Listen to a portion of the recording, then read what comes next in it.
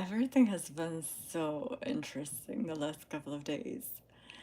And today I've been thinking more about shame and desire and how we are sold certain models of behavior that come to us through movies and books and media.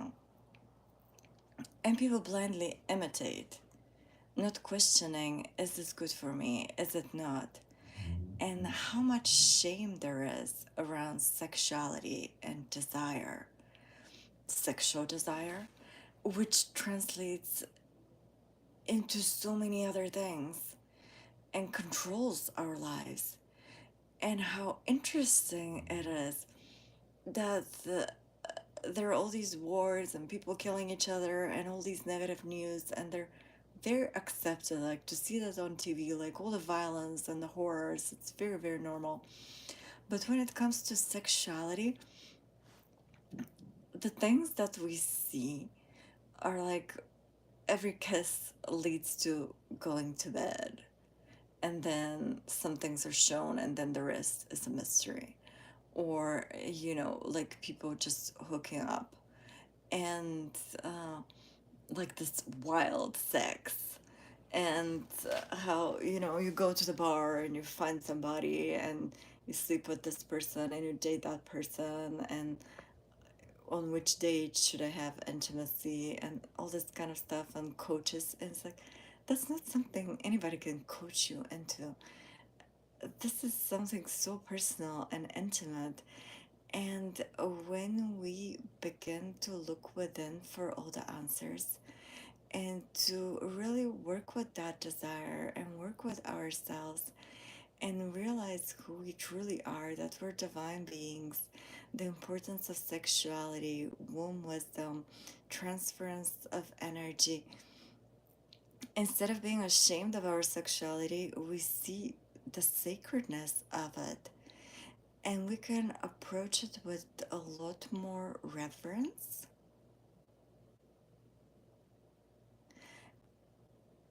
and initially have that basic respect for the other human being,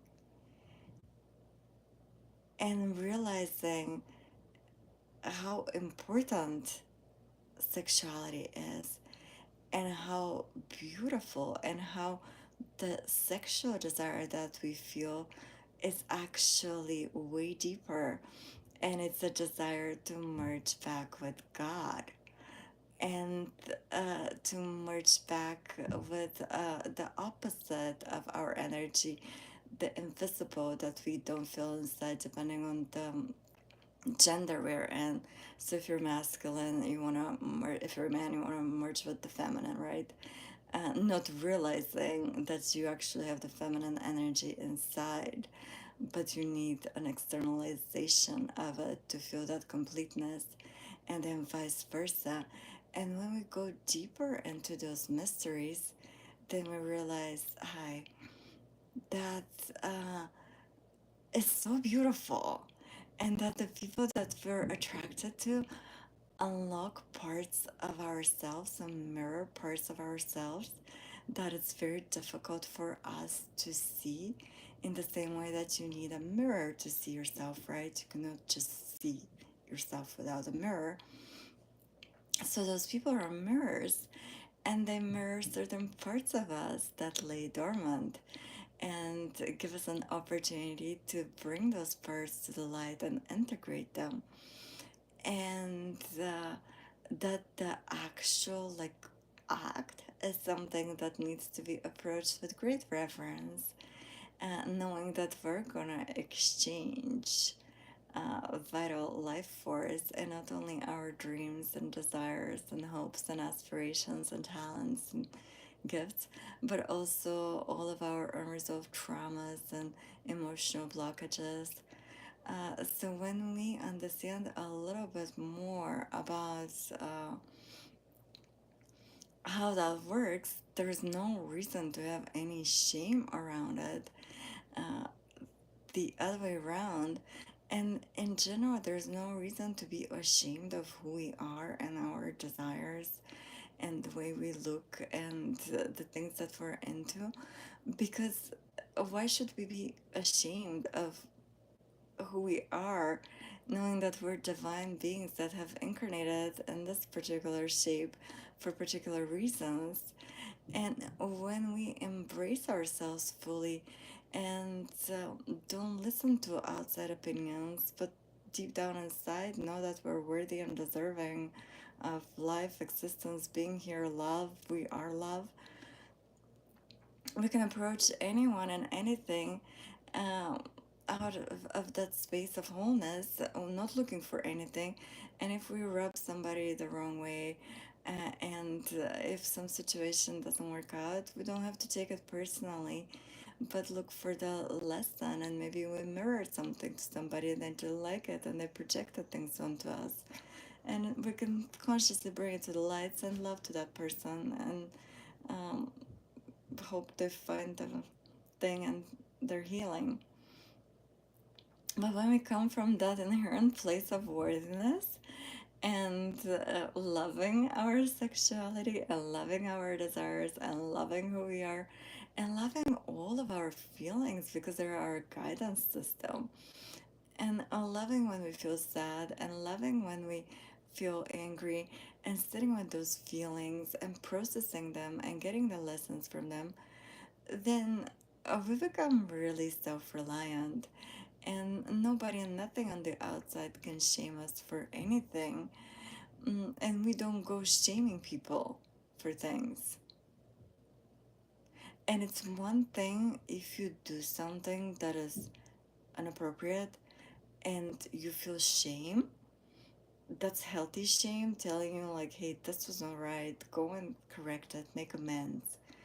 And the right thing would be is to make amends, apologize, correct your behavior, and that is healthy shame. Even my cat feels shame. When my cat fell out of the window, yeah, which was really scary, but it was chasing a fly, and I warned it twice, and then it stretched between the screen and the window pane, and leaned forward and fell out of the window with the screen. But luckily, I'm on the second floor version so high, and my cat was so scared and tried to jump back in. And naturally, I ran downstairs right away. But when I brought him back up and I made sure everything was fine with him and he was okay, he hid from me because he knew that I warned him and he did something wrong. And I told him not to do it, and he still went ahead and did it. So even my cat feels healthy shame because he knew. She told me once, twice, and I still went ahead and did it and fell out of the window and brought all of this to myself. So when people do that, yeah. But I assured my cat, because he's a cat, he can't apologize. That everything's fine. It's all good as long as he's healthy. Uh, and guess what? He's not done it again. Uh, so that is healthy shame when we do something that was not right and somebody can correct us. Let's say, for example, like a little kid that steals money or like an object from somebody else's house because it liked it and it didn't know. And then you come home and you find out what happened and you explain how this is actually wrong and we don't do things like that. And without shaming the kid, you just like teach it the right action, and you go back and bring the object back and explain and apologize, and that is correct. But to feel shame for who we are at our core, which is love and light, and to feel shame for our sexuality, no. How we and what we do with those urges, that's another matter. And hopefully we do make them conscious and we practice conscious sexuality. Uh, but I guess what I'm trying to say with this whole thing is that a sense of inner wholeness and genuinely accepting and loving yourself as you are, and being able to express who you are and operating out of that authentic frequency. and being okay with the things that you like, even if they're not what everybody else likes, and being okay with your lifestyle, even if it's not everybody else's lifestyle, and being in that space of being content with who you are, and the fact that you constantly have more desires and you'll be expanding, and not trying to impose your beliefs and views on anybody. And at the same time, if they try to impose their beliefs and views or anybody on you, sorry, and make you feel like you should be different than what you are, in a direction that you don't feel like it's you, to be able to stand your ground and say, no, I actually don't believe in that. No, this is not how I feel it. Oh, you're celibate? Oh, come on, this is silly. You need to be dating, you need to be out there.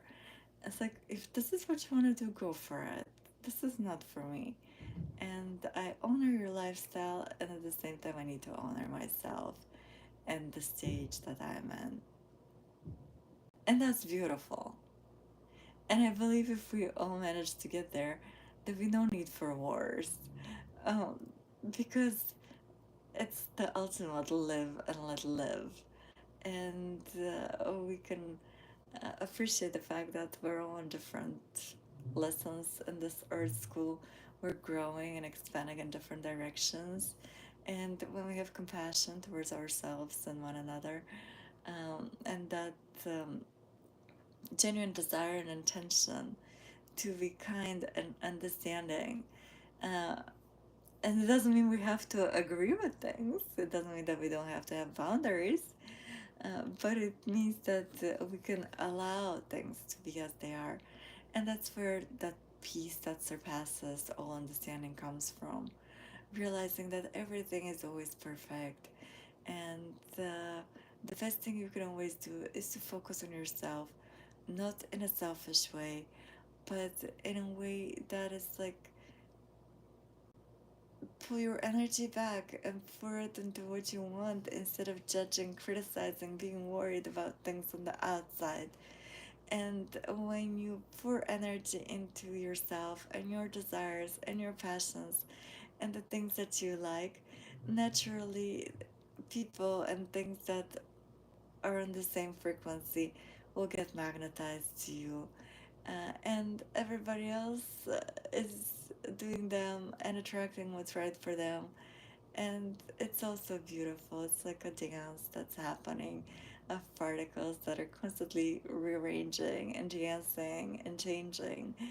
And it's truly magical and musical and present and aligned.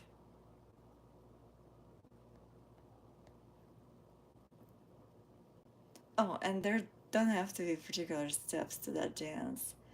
It's all happening in the flow, and the rules are what you want them to be. And if you want to follow steps and somebody else's rules, go for it. And if you want to completely free flow and improvise, go for it. And if you want to do a mix of both, go for it. And it's just however you feel it.